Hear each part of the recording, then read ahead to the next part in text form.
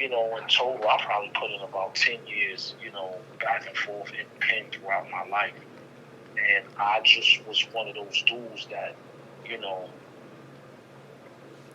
had someone in my ear, even though I didn't take all the jewels and run with it, but I took some of it, and that was my father. I didn't have the excuse like a lot of dudes.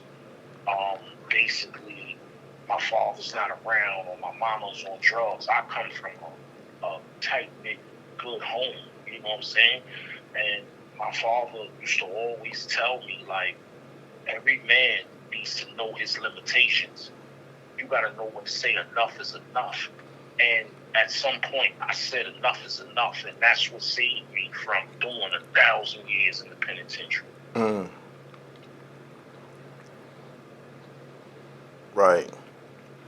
I know that's right. Let me we got to get to this topic that brought us here. Love, can you tell me what year that you first was introduced to Mobb Deep and Prodigy and all of that? Yeah, I met Littles first. I want to say more or less 2005, maybe 2005, 2006. I was introduced to Littles through one of my peoples that just came home from up north. He served time for a body, then he came home, then he got caught up in the drug case, and then he did a bunch of time, and he came home, and he, along his journey, he met Littles. And I write. I was an artist at the time. I was looking to become an artist, and he introduced me to Littles. His name is Pizzo. Right now he calls himself Success, which was one of my peoples that was under the Danny Diamonds regime. Also, his brother V.I., which is my brother, he was the lieutenant of the team, under Danny Diamonds, and Pizzo was his younger brother, and that was the connection with me and Littles. To you and Littles. And okay. Yeah, me and Littles. And from there, when Littles heard me, he like, yo, I want to get you on some joints. I want to work with you. So I'm like, all right, cool. And at this time, Littles and them didn't know basically who I was in terms of the things that came with me as far as, I'm going to say, my legend. Okay. So, one day, Queensbridge Day, we went out there, introduced me. He introduced me to Prodigy and Havoc, and only like I've been telling them about you or whatever. He goes out there, and they found out that day who I was from Big Lord, Nas' road manager, and when he explained to them who I was, because I know him from the penitentiary. Mm-hmm. So when he explained to them who I was, they was like, wow, we didn't know that, now you know. And then that's how the rapport got built between me and Prodigy and Havoc and, Storm and them. Okay. So initially you had intentions of doing some music with them niggas some type of way. Well, with Little some type of way or something like that? Yeah, that's a fact. During the time I was, going through my things. I'm a single father. I was a single father at the time. Right. And I was just trying to make my way, because I had my seeds.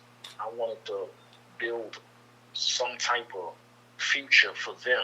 And I always knew how to rap.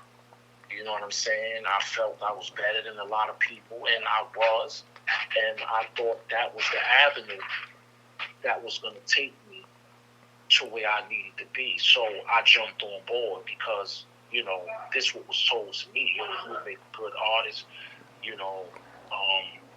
So I jumped in. Let's go. Right. So, but look, right, as time progressed, your position amongst them, it kind of changed from. Yeah. Explain, because it's known that Littles was like their manager at the time, right? Yes. Well, when I came on board, no, he wasn't their manager at the time. Chris Light, they was under Violator. And as time went on, he became their manager. During this time, he was just doing a lot of groundwork for Mobb Deep. Right. And then it led into him becoming their manager. And it was cool for the most part. How long was your time spent with them? Not real long, maybe a year. Right. So ultimately, just with no sugarcoat, Littles was kind of like they manager, security. Is that what ultimately became of the relationship with them? Or, pardon me? Yeah, pretty much. So he was like their muscle.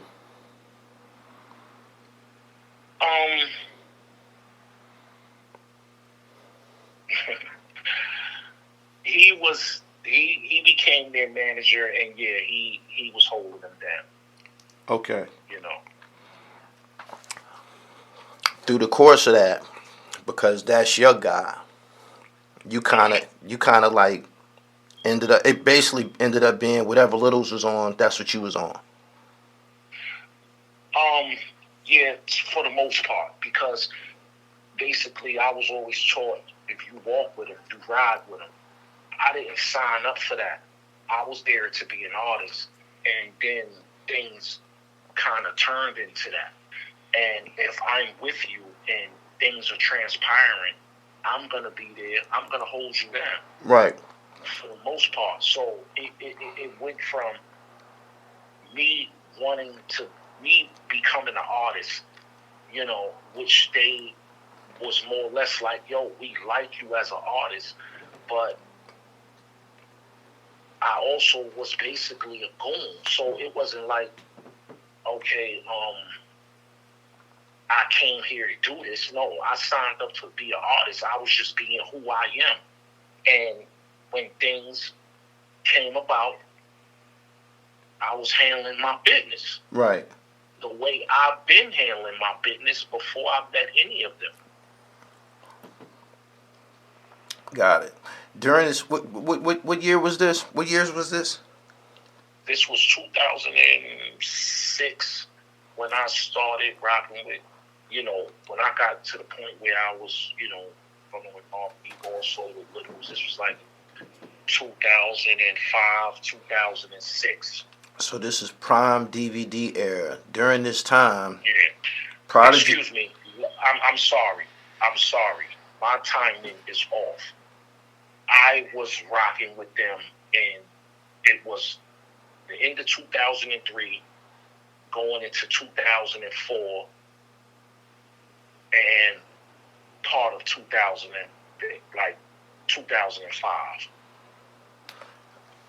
So this is like the beginning of the DVD era. They was kind of like Prodigy stayed in some shit, like, you know, some rap shit with MCs and shit. Like, was this around the I don't know, he was beefing with Saigon, Jay-Z, Max B, like this is the DVD era. Was this around the time? I just want to get some clarity on the exact time period. It's definitely around that time, you know, because I have to say, one of the pioneers to that DVD era was Littles. You know, I remember when Smack was new, because me and Littles is on one of the first Smack DVDs. So, you know, yeah, it was definitely during that era. Stayed in some confrontations. Was you ever confronted or had Yes, a few times. A few times. We clashed with um, G Unit one time. Um, we also clashed with, Lakey the Kid and them. Right. Nas and them. Right. We're going to get to that shortly. It was different situations that came about that, could have went all the way to the left. And I'm glad it didn't because, looking back at all of this, like, I was going to be who I was going to be, and I was going to do what I was going to do. And at the end of the day, I would have been the one that paid the ultimate price for all of that, and I seen that. Right. So I'm glad things didn't, What did you think about Prodigy? I'm saying Prodigy was cool. For the most part, he was cool with me. I never had no personal problem with Prodigy or Havoc. In fact, I liked Pete and I liked Havoc. You know what I'm saying? I never had no personal issues with them.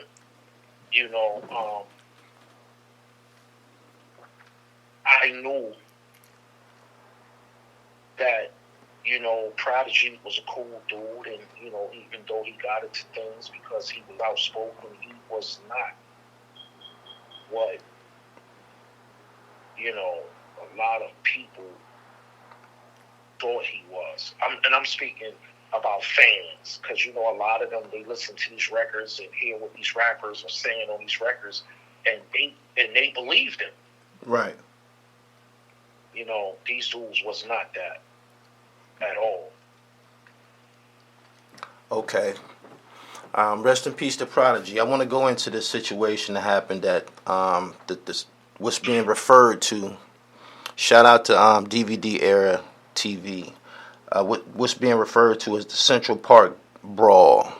Can you take me back to that? You was present at that, right? Yes, I was.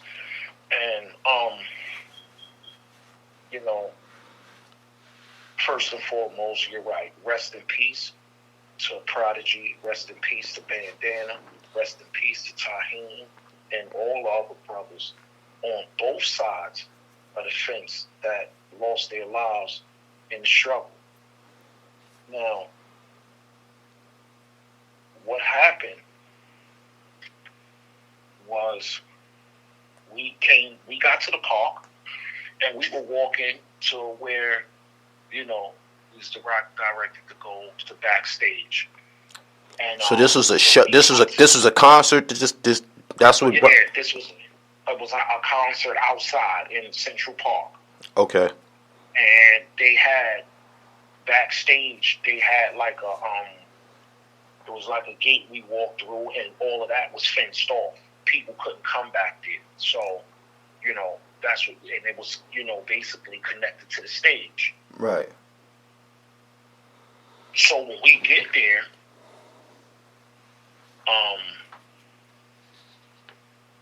we were confronted by Lakey the Kid. At this time, I didn't know who Lakey was, and he walked up to Prodigy and he grabbed Prodigy's chain, and I did hear him say, like, now what was that shit you saying on that record? Hold on. When you say he grabbed his chain, he snatched it, or he just... No, he didn't snatch it. He just grabbed it. I thought he was gonna snatch it. He grabbed the chain, or he grabbed the pendant? He grabbed the pendant. The piece, okay. But the chain is, the pendant is on the chain. On the chain, all right. So when I say the piece, that means because if he would have snatched the pendant, it was all coming off. Chain and everything, all of that was coming off. So he grabbed the pendant and he asked Prodigy, now what was that shit you was saying? And before Prodigy can answer, Littles interjected, like, yo, what you doing? Yo, you know them dudes with me. And Lakey said something to the effect of, what business is yours, or something like that, because I know Littles was like, this is my business. Well, he said, yo, this is none of your business, and Littles was like, this is my business. And that's when him and Lakey started having words. And like I said, I don't know Lakey the Kid at this time, so we on go time. Right. But Taheem, Little's brother, more or less like put his hand, in front of me, like, yo, bro, chill. Let my brother handle that. Right. So we like, all right. So Lakey and Littles, they talking. Then we walk through the gate. They still arguing. Now you had other people at this time. I was on go time. Right. So I didn't see my man Big Lord in the middle trying to mediate the situation between Lakey and Littles. But it was so much going on while they was talking. You had other people beefing too, and some of the people on Lakey's side was beefing, and niggas was standing next to me, and they was talking hot, and I did what I'm used to doing. I popped off. I popped off, like, and that's where it went to the left. So you threw the first punch. Yes. Okay. And maybe the second and third also. All right. So you rumbling with the niggas that Lakey's with, while he, Prodigy, and Littles is still in they still in a confrontation. Littles. Like, how do he get him up off of Prodigy's chain? They took Prodigy and Havoc and took them to the stage. Oh, they was going to perform? Yeah, they was there to perform. So they went to the stage as soon as we got back there, and Littles and Lakey was still going back and forth. And they whisked them off to the stage. So they weren't even over there when the brawl was going down. They was on stage. So, the brawl and all of that okay, was going on. Hold on. If they was on a stage, and I'm not trying to refute anything, but I'm a journalist. I do investigative shit in regards to hip-hop. You said they was on a stage. Yeah. Prodigy wrote about this in his book, right? My Infamous Life. And okay. he wrote about the Central Park. I mean, he wrote about the Central Park brawl, and he was saying that, niggas was getting fucked up, getting cut and shit like that. Didn't nobody get cut? Didn't nobody get stabbed that night? No, and it wasn't at night. It was during the day. It was in the afternoon. Okay, it was during the afternoon. Nobody got stabbed though? Nobody got stabbed. No cutting, no blades. No blades. It was some cutting, but it wasn't no blades or no knives. I think, one of the dudes I popped on, he was leaking, but that was about it. It wasn't no knives or no razors or anything of that. Right. And it wasn't like a big elite, like a bunch of dudes brawling. It was just me and my man Javon brawling with Lakey's people. Right. And what is he and Littles doing while this is going on? While the fisticuffs is going on and shit, like? Littles was still arguing, and then Lakey arguing, and Bandana and them was over there. They was just not doing nothing. Right. And you say you didn't have no did you even know what this shit was about? No. You just felt that they came a little bit aggressive. Yeah, that's pretty much what it was. They was aggressive, and when aggression gets met with aggression, when there are on both sides, you got real dudes on both sides. And that's basically what it was.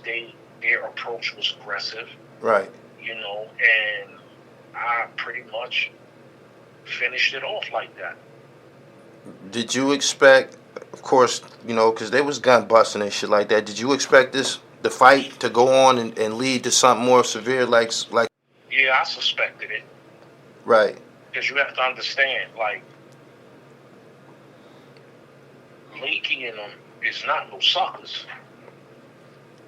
You know, they dudes also that's cut from the same cloth. We just come from different neighborhoods, Right. different boroughs, but we all the same kind of dudes. Not all of us, but I'm just saying, Lakey and certain dudes is cut from the same cloth that I'm cut from and my niggas is cut from. So, of course, when things clash like that, me being in the wars in the 80s and in the 90s, of course I expected that. Of course. I expected it to pick up some steam after that, especially dudes might feel a certain way because, like I said, I'm not glorifying this. I wish it didn't happen. I didn't sign up for this. It's just I was put in a situation where I felt disrespected. And I put hands and feet on dudes. So I figured it would go to that next step. When did you get hip to Lakey's, name and reputation? Like you said, they get busy too. But at the time you didn't know him. But when did you get hip to who he was and all of that? Right after that. Because, okay, here's the thing. During this time, I wasn't living in Brooklyn no more. I was living in Queens, in Left Rack City. Mm-hmm. And they were frequently visiting Left Rack City. And they had peoples that lived in Left Rack City that was originally from Queensbridge. You know what I'm saying? Right. That I was cool with. You know what I mean? And dudes was giving me the info on Lakey and on who they were and what they was about. And I mean, no disrespect to Lakey, Soup, none of them. But I'm a gangster. I don't give a fuck about none of that shit. You know what I'm saying? A real dog and them is real dudes, so am I. Right. And if nigga want that smoke, I'm outside. Right. And that's a fact. You know what I'm saying? And that's how I knew who Lakey was. And then when I go back home, because I'm always in Brooklyn, I run into certain dudes like my man Big H from Sumner, Salute. H had a rapport with Lakey the Kid. Lakey the Kid had a rapport with one of my teammates from the Marcy Posse, Shoeshine. Yo, so niggas is telling me like, yo, bro, and they not telling me like, yo, dude, is this and that, because they know I ain't give a shit about none of that. You know what I'm saying? I get it in too. But it was more or less like, yo, bro, he's people. Right. And he's a real nigga like us. And we don't want to see that go down like that because you a real dude, he's a real dude, you live out there, you know what I'm saying? Y'all gonna bump heads and we don't want that to go down like that, especially over what we was for what it was going about. Through. Yeah. What the whole situation was about. It wasn't worth it, and that's basically what it was, because everybody disappeared at the end of the day, and I'm still outside. So did y'all get to talk? Yeah, we ended up talking because one of the individuals I would like to shout out, rest in peace to Billy Bang, legendary straight up gangster from Queens. He passed away, and I stepped up to the plate with his son, Prophet. That was my little man, like my nephew. I loved him, you know what I'm saying? And Lakey did the same thing, stepped up and threw him under the wing because Lakey loved him. And he loved me, and he loved Lakey. Like, I'm like his uncle, and Lakey like his uncle. So he the one, out of all of these people, the youngin' is the one that brought me and Lakey together. Like, yo, nah, this can't go down. I love both of y'all. Can y'all please talk and figure this out? And that's what we did. You know what I mean? Something that, could have took place from the beginning. At the end of the day, a lot of people don't understand. In a lot of situations, it don't have to go from 0 to 10. You know what I'm saying? Right. When all it takes is a conversation. You sit down like real men. Between generals, though. Iron it out. Yeah. Exactly. Between generals. Right. You know what I'm saying? Now, rest in peace to P again, in defense of Lakey the Kid. You know what I'm saying? Also, I'm going to say in defense to Littles, because at the end of the day, Littles ended up falling out with them. In defense of them, getting to know Prodigy, I can tell you that Prodigy was a dude pretty much that will make you want to do something to him. Because his demeanor, and the things that he would say. And, when you got a person that says slick things, and they project this image of being something that you are, and that this person is not that. You know what I'm saying? And you might see this person, and you might give him a pass. You let them know that wasn't cool. Don't do it again. And then they do it again. Now it's a problem. And I think that's the issue that Lakey had with him. I don't know what he said on the record. I never knew what he said on the record. Littles and them never told me. Lakey never told me. Prodigy never told me. Right. What he said on that record to piss Bro and them off like that.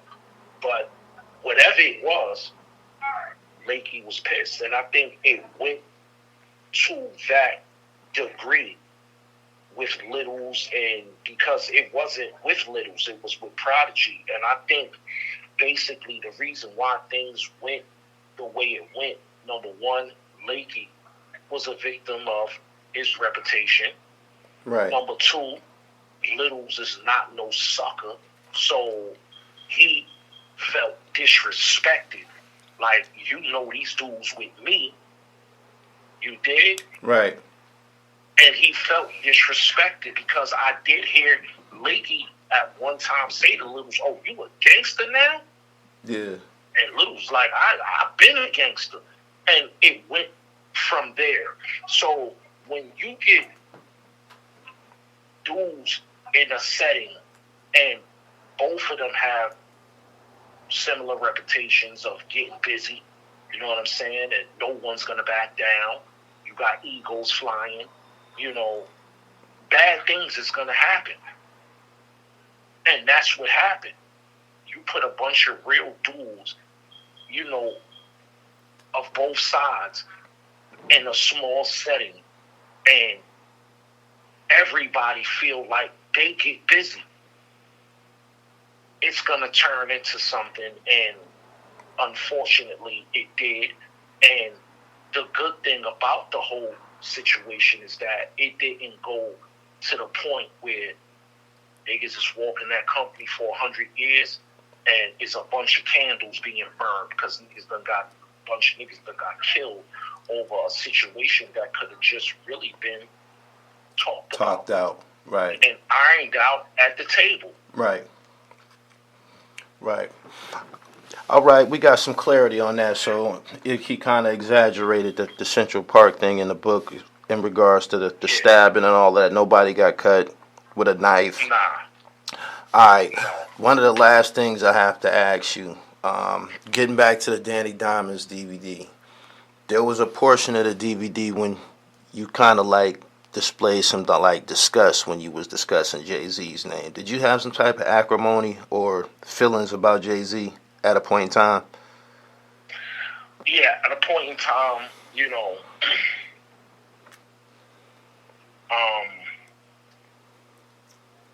me and Jay had a real great rapport, you know what I'm saying? And, basically, to do something, and then he didn't do it. And, you know, we stand on certain shit. So that's basically what it was. I was kind of in my feelings because he didn't keep his promise to me, you know. And that was pretty much it. I you know, a lot of things, like I said, I told you prior that I have a few projects that I'm working on. You know, we're going to revisit the Danny Diamonds project. Right. We're doing that all over with my man Porky from Virginia, you know. Also, I'm working on my documentary, 9 Lives. It's going to be epic. So you're going to get a lot of things in detail, you know, as far as the Danny Diamonds, as far as the Jay-Z situation, you know, behaving. I know the truth. You have the A side, the B side, and in the middle you have the truth, and right. That's me, the truth.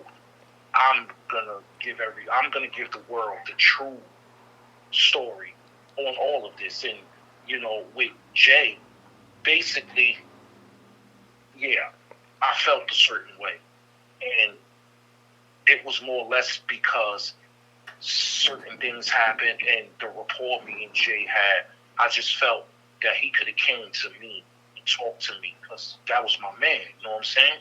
Right. He could have came in and hollered at me. You know, like, yo, this is what it is. This is what it is. And like I said, he told me something that he was going to do, and then it didn't come into fruition. You know, he didn't stand on it, and I was in my feelings. But then, as time went on, I had to look at both sides. You know what I mean? I had to look at it from his point of view, from his view, and basically, I understood why he made the decisions that he made. You know, you got a lot of people bent out of shape about what Jay didn't do and what he's doing. You know what I mean? And the only thing I can honestly say about that is Jay did, you know, exactly what any one of us was going to do. And that was in the best interest for him and his family. Right. And whether dudes like it, they dislike it, whatever, you have to respect it. He did what he had to do for him and his, first and foremost. And then there was a lot of other elements in between. Like I said, I'm going to give full detail on 9 Lives coming soon. Full detail on what really transpired, because it was a lot going on. Right. You know what I'm saying? Right. But, you know, salute to the whole. You know what I'm saying? Through it all. Hey, Love. Respect the fact. Yeah. Was you around when him and was you in the projects getting money and shit as him and Jazzo was coming up and rap? Of course. That was in the 80s. You know what I'm saying? We were getting money, and they were rapping. You know, through the Hawaiian Sophie, and that was Jazz and them, like Jazz first album, Jazz records. They was doing back then. We was selling crack. Right. We were selling crack and slinging them hammers. But, you know, Jazzo always was a great artist. I feel that, you know, he should have got his flowers. Ben got his flowers. Jay, great artist. And like I said, salute to Jazzo, salute to Hov. At the end of the day, you know, you got a lot of people that hate Jay and hate Jazz and hate this nigga. And I don't hate nobody. You know what I'm saying? Those are like, you know, we all have like distant family that we don't see. We might not be in tune with, might have love for them, but they're just not around no more. You know what I'm saying? And it is what it is, and that's the case with them. Like, salute to the homies, man. And for the most part, dudes have to understand and respect the fact that Jay came from the same cloth he came from, and he's a billionaire right now. True story. You know what I'm saying? From the projects. And yeah, exactly.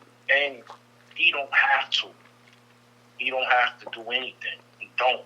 You know what I'm saying? That's his. He worked for it. So, salute to everyone. You know what I'm saying? On that side, Jay, Embry, Embry was a good fucking dude. That's my guy. Tata, Beehive, all of them.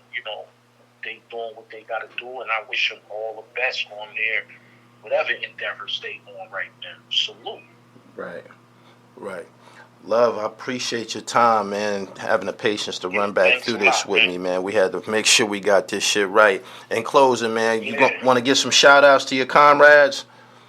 Of course. First and foremost, I want to shout out the Almighty God, Lord, for giving me the opportunity to breathe, wake up every day, another year. He gave me the chance to spat in the face of all the people that told me I wouldn't live to see 21. Well, we're decades later, and I'm still here, y'all. So, first of all, salute to him. I want to salute to all my dead people. It's so many. I can't even name them all, but a few of them. Shushan, R.I.P. My cousin Conan, rest in peace. My brother Tilo, rest in peace. My brother Trini, rest in peace. Big Unique, rest in peace. Allah, rest in peace. And the list goes on. And all the other comrades, Turf, Snipes, City, Shady Big, Black Knowledge, rest in peace to my brother Hash, Polite, Killer Ben, all the brothers in Queens, Left Frack that showed me the love and respect that I deserve, from Snoop to Trevor, TB, Big Lowe's, Dre. I salute them all, man, from everywhere, all my cities, North Carolina, Boston. I want to salute to my brothers, Reese and Earl, E. Boogie, Big June and them from Orchard Park, Interville, Roxbury, salute. North Carolina, salute. Maryland, salute. South Carolina, salute. VA and all the other cities that I've been in, salute to my brother Paulie from Alexandria. And once again, free money grip, man. Yeah. It's been a pleasure, man. I'm about to get up out of here, man. Again, love, thanks. I'm gonna go ahead and get to this editing process, man, and get this shit right out to the public so we have some clarity on this whole situation that happened in Central Park. Shout out to DVD Era TV, and shout out to Lakey the Kid and HB. But I'm up out of here, man. I appreciate you, G. All right. Yeah. You too, bro. Salute. Yeah. Peace.